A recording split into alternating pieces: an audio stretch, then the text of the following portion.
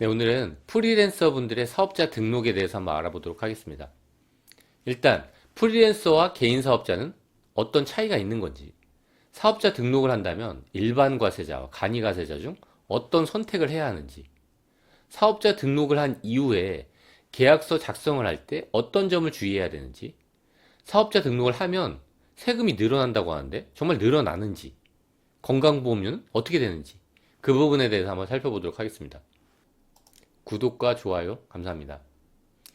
개인 사업자와 프리랜서는 다르다고 생각하시는 분들이 있는데, 이 프리랜서는 개인 사업자죠. 이 3.3%를 제외한 후에 대가를 지급받는 분들을 일반적으로 프리랜서라고 하잖아요. 이 3.3%는 개인 사업자의 사업소득세를 미리 원천 징수했다는 그런 의미예요.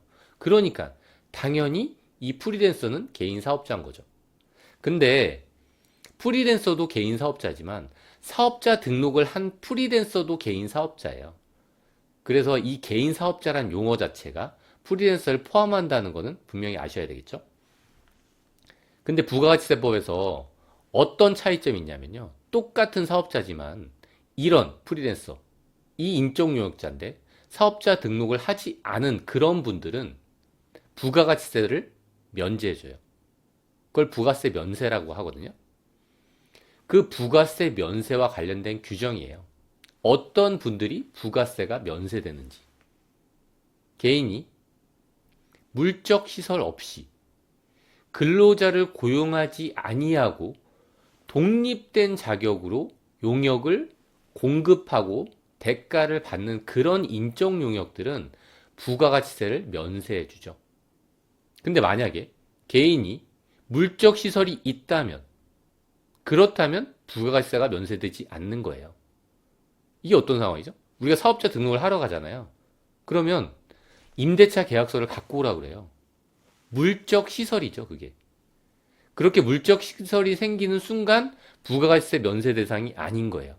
그런데 프리랜서 분들이 사업자 등록을 꼭 해야 될까요? 가끔 거래처에서 이렇게 요구하는 경우가 있어요. 세금 계산서 없어서 비용 인정이 안 되니까 사업자 등록을 해라. 근데 이건 말도 안 되는 소리죠. 사업자 등록을 내가 하지 않았다고 하더라도 회사는 어떻게 되죠? 3.3%를 제외한 후에 저한테 지급해 주잖아요. 그러고 이 회사는 이 3.3%를 국세청에 납부하게 되죠. 국세청에 납부하면 그 원천 징수, 영수증을 받을 수 있어요. 이 원천 징수 영수증을 받았고 그 비용에 대해서 지출한 내역이 있다면 이거는 세법상 적격 증빙이라고 봐서 비용 인정을 해주고 있어요. 근데 아무래도 사업자 등록을 했으면 회사가 소명하기가 좀 더 쉬워요. 경비 지출에 대해서. 그러기 때문에 사업자 등록을 요구하는 경우가 있는 거예요. 이렇지 않더라도. 어쨌든 하라고 하면 해야 되잖아요. 그럼 사업자 등록을 하면 어떤 게 달라질까요? 제가 아까 뭐라 그랬죠? 부가가치세법에서 말하는 면세 규정에서 물적 시설이 없어야지 면세인데 물적 시설이 생기게 되죠. 사업자 등록을 하게 되면. 그래서 부가가치세법상 신고하고 납부해야 되는 의무가 생기게 되는 거예요. 사업자 등록을 하게 되면. 근데 제가 사업자 등록을 하러 가잖아요. 그럼 물어보죠. 간이로 하실 건가요? 아니면 일반으로 하실 건가요? 이게 간이라고 해서 부가세 신고 납부 의무가 없는 게 아니에요.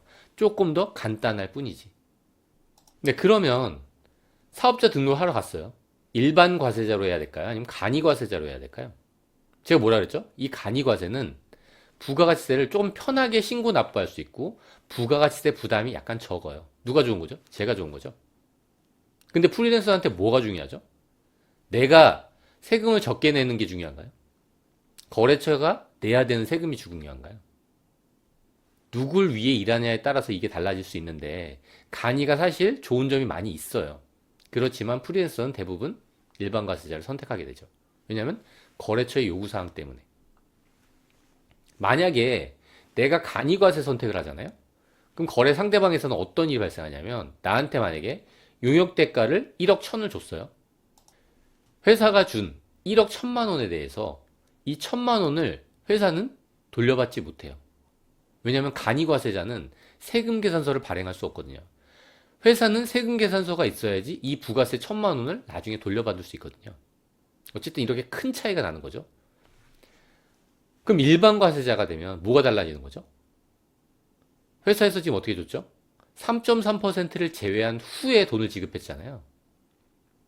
근데 일반 과세자가 되잖아요.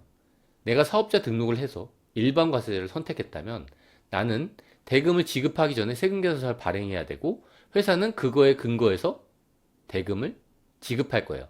물론 3.3%를 제외한 후에 지급하지 않고 부가가치세까지 더해서 주게 되는 거죠.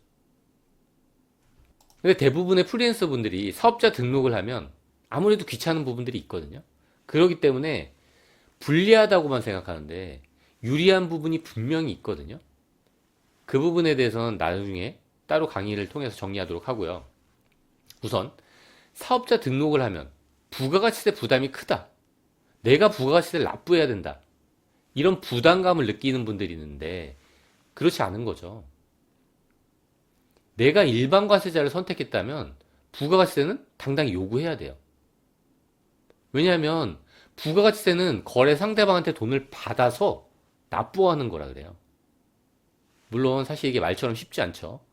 우리가 을이라서 안 된다고 생각할 수도 있어요. 근데 전혀 그렇지 않다는 거죠. 왜 그럴까요? 회사가 나한테 부가가치세를 포함해서 만약에 1억 1천을 줬다면 그 중에 1천만 원이 부가가치세였어요. 이렇다면 이 회사는 이 1천만 원에 대해서 나중에 부가가치세를 신고할 때 돌려받을 수 있어요. 나한테 분명 1천만 원을 더 줬지만 이 1천만 원은 회사가 부가세 신고할 때 돌려받을 수 있다는 거죠. 그렇기 때문에 요구할 만 하겠죠. 그리고 사업자 등록을 했다면 계약서 작성할 때 주의해야 될 부분이 있어요. 사업자 등록하기 전과 사업자 등록한 후 사실 내가 제공하는 용역은 크게 달라진 게 없어요. 그렇기 때문에 일반적으로 기존에 거래했던 대로 그대로 메일을 작성하고 그대로 계약 내용을 표시하게 되는 거죠. 그럼 어떤 상황이 생길 수 있죠? 부가세 기재를 안 했으면 이 부가세가 포함된 건가요? 포함되지 않은 건가요? 부가가치세법상 이거는 부가세가 포함된 걸로 봐요. 계약서에 전혀 부가세에 대한 언급이 없는 거예요. 이 상황 자체가 그렇다는 거죠. 부가세를 포함해서 받았기 때문에 그렇게 부가세법에서 보기 때문에 제가 부가세를 부담해야 돼요. 계약서를 그대로 제출하게 되면. 그러니까 이 부분 주의해야 되겠죠. 부가세에 대해서 구분 표시를 해야 된다는 거예요. 계약서에, 메일 내용에.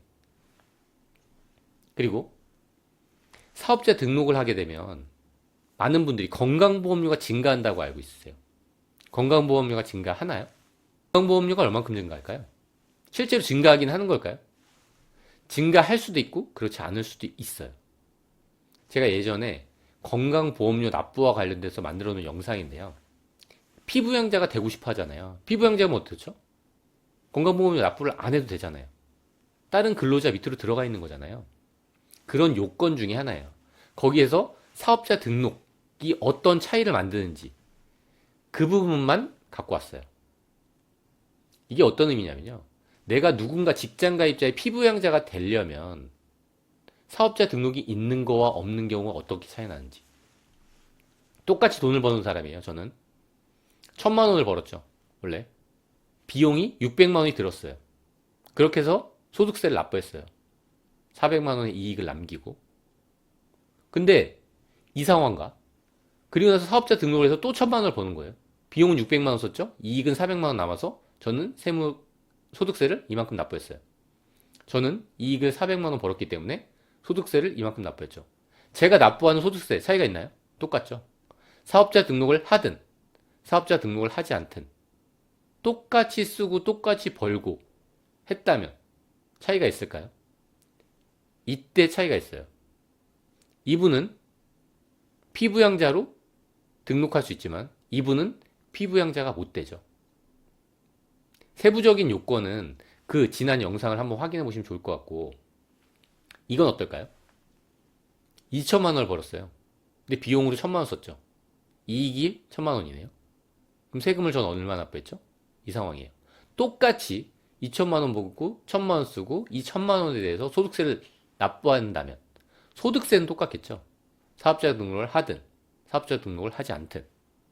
근데 둘 다 피부양자에서 벗어나요. 차이가 없네요. 그 기준 금액이 뭐냐면 영상을 보시면 알겠지만 요 이익 금액을 기준으로 해요. 그렇기 때문에 제가 이걸 다 보여드렸던 거예요. 소득 금액을 기준으로 하는 게 아니에요. 요 이익 금액이에요. 요 이익이 500만 원을 넘는지 500만 원을 안 넘는지에 따라서 500만 원을 안 넘을 때 어떻게 됐죠? 안 넘는다면 사업자 등록 안 했어요? 그러면 계속 피부양자에 머물러 있을 수 있는 거예요.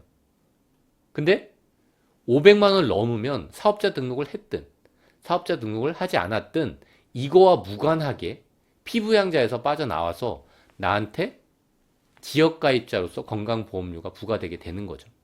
물론 건강보험료는 개인의 소득, 재산에 따라서 달라지는 거예요. 그 세부적인 기준에 대해서는 전에 올렸던 영상을 한번 참고해 보시면 좋을 것 같아요.